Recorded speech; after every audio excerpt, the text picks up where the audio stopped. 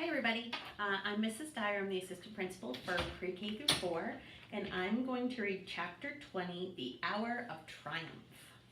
Special announcement, said the loudspeaker in a pompous voice.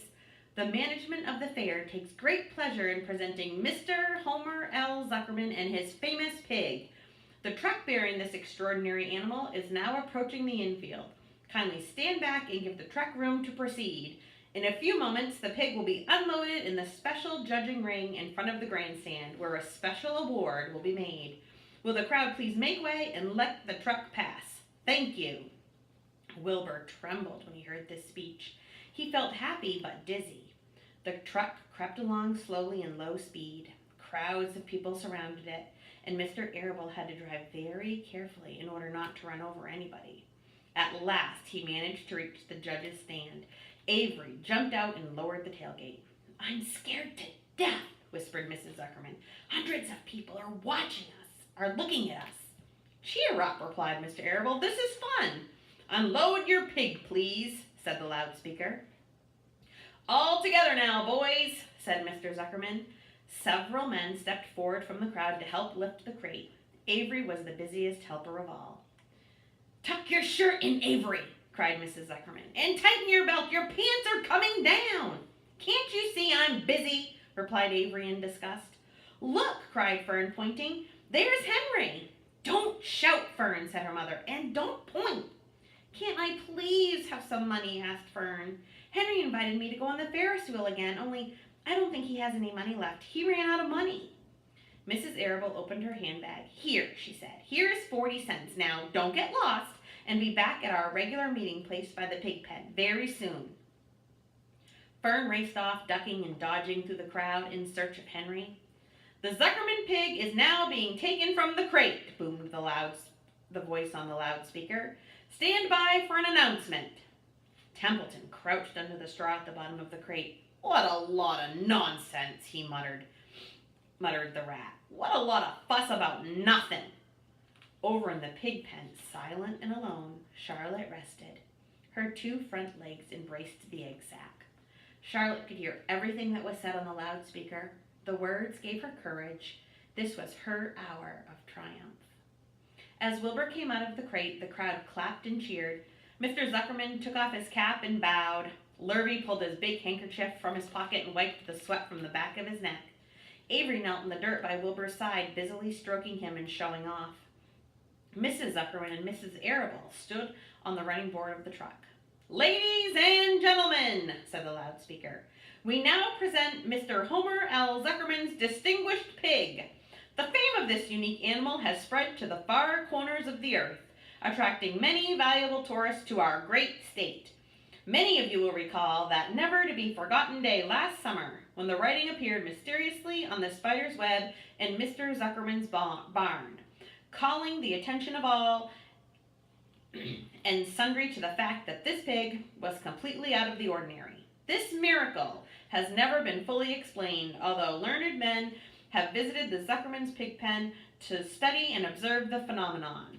In the last analysis, we simply know that we are dealing with supernatural forces here, and we should all feel proud and grateful. In the words of the spider's web, ladies and gentlemen, this is some pig. Wilbur blushed. He stood perfectly still and tried to look his best.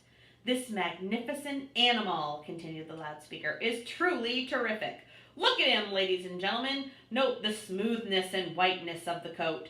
Observe the spotless skin, the healthy pink glow of ears and snout. It's the buttermilk, whispered Mrs. Arable to Mrs. Zuckerman. Note the natural, general radiance of this animal. Then remember the day when the word radiant appeared clearly on the web. Whence came this mysterious writing? Not from the spider, we can rest assured of that.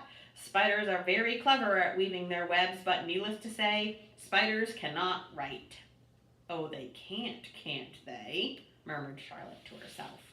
Ladies and gentlemen, continued the loudspeaker, I must not take any more of your valuable time. On behalf of the governors of the fair, I have the honor of awarding a special prize of $25 to Mr. Zuckerman, together with a handsome bronze medal suitably engraved In token of our appreciation of the part played by this pig, this radiant, this terrific, this humble pig, in attracting so many visitors to our great county fair.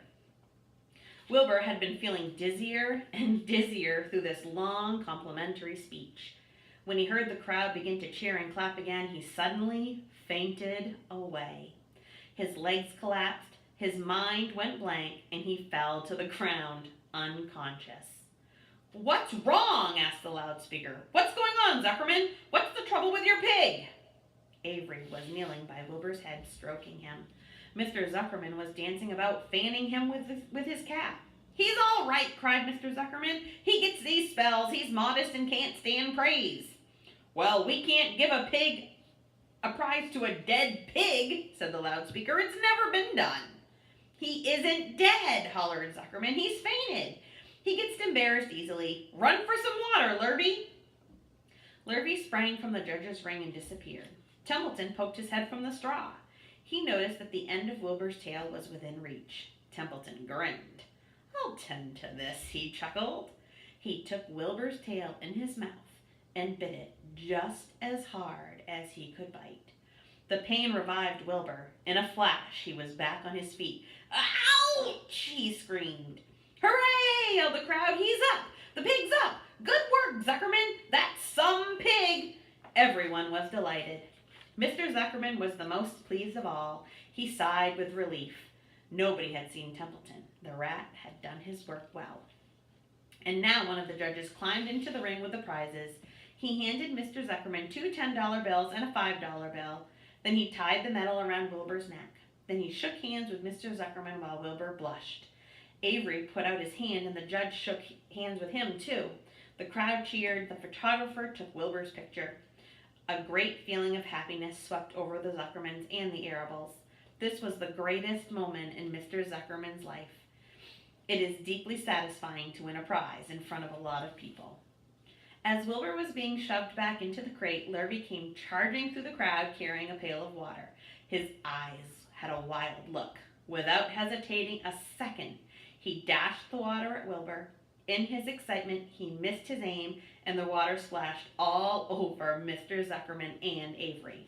They got soaking wet. "For goodness sake!" bellowed Mr. Zuckerman, who was really drenched. "What ails you, Lurvy? Can't you see the pig is all right?"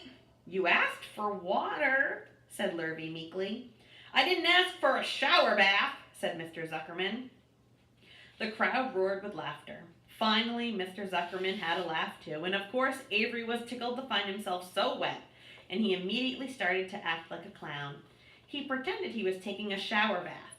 He made faces and danced around and rubbed imaginary soap under his armpits. Then he dried himself with an imaginary towel.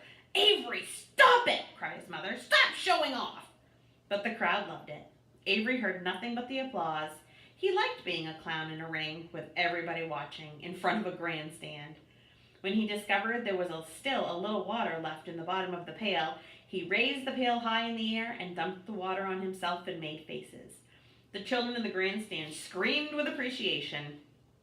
At last, things calmed down. Wilbur was loaded into the truck. Avery was led from the ring by his mother and placed on the seat of the truck to dry off. The truck, driven by Mr. Arable, crawled slowly back to the pig pen. Avery's wet trousers made a big wet spot on the seat. And that's the end of chapter 20.